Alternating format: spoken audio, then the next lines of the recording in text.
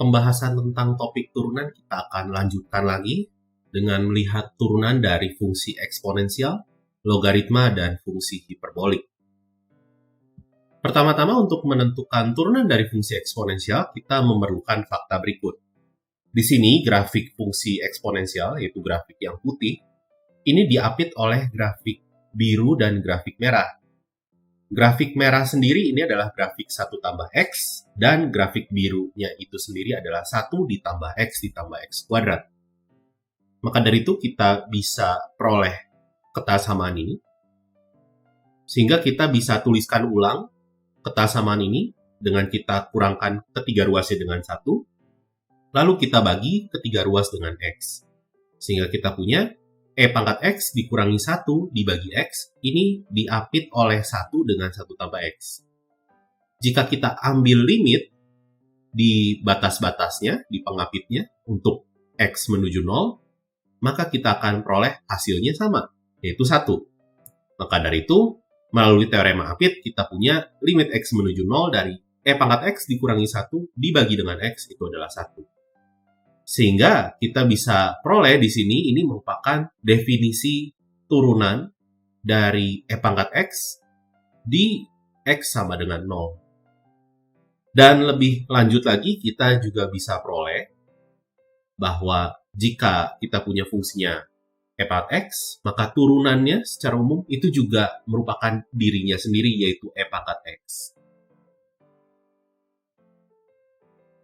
Nah, di sini kita akan lakukan penurunan implisit untuk menentukan turunan fungsi dari logaritma natural. Jadi di sini misalkan kita punya Y sama dengan ln X, maka E pangkat Y sama dengan X. Ini sesuai dengan sifat logaritma natural dan eksponensial natural. Dan kita bisa menurunkan secara implisit persamaan E pangkat Y sama dengan X ini terhadap X. Sehingga kita punya turunan pada ruas kanan itu 1, turunan pada ruas kiri itu adalah E pangkat Y dengan aturan rantai ya, dikali dy dx. Sehingga dy dx-nya itu sendiri adalah 1 per E pangkat Y, yang tidak lain merupakan 1 per X. Maka dari itu kita bisa simpulkan bahwa turunan dari ln X adalah 1 per X.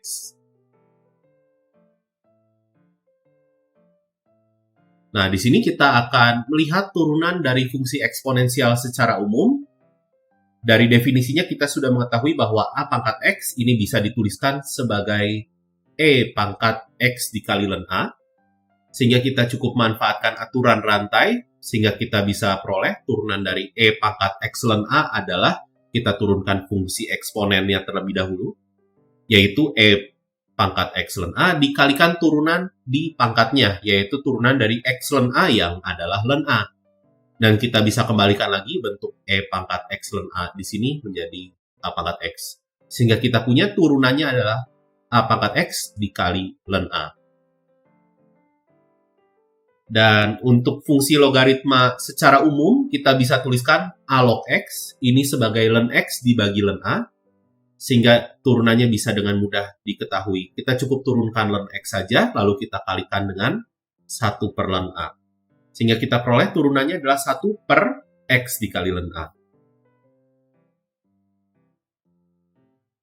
Dan turunan fungsi logaritma ini bisa dimanfaatkan untuk menurunkan fungsi-fungsi yang mempunyai pangkat yang cukup rumit untuk diturunkan. Terkadang kita bisa memerlukan aturan hasil kali, aturan pembagian, aturan perkalian, atau aturan rantai yang cukup banyak untuk menurunkan fungsi yang cukup rumit.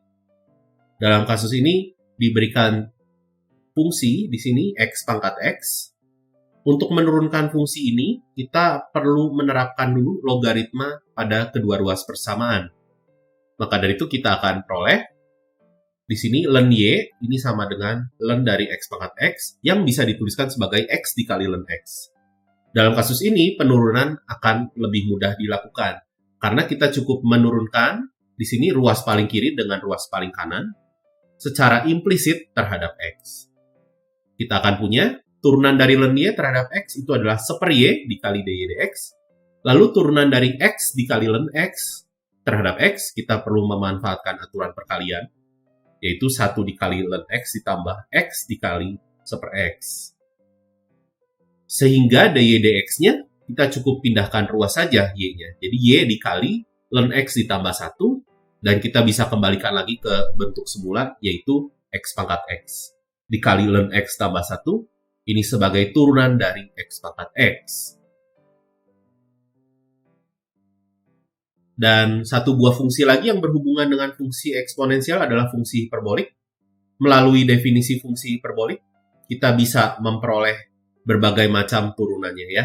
Di sini turunan dari sin hiperbolik adalah cos hiperbolik. Turunan dari cos hiperbolik itu adalah sin hiperbolik. Turunan dari tangen hiperbolik adalah sekan hiperbolik kuadrat, dan masih banyak lagi.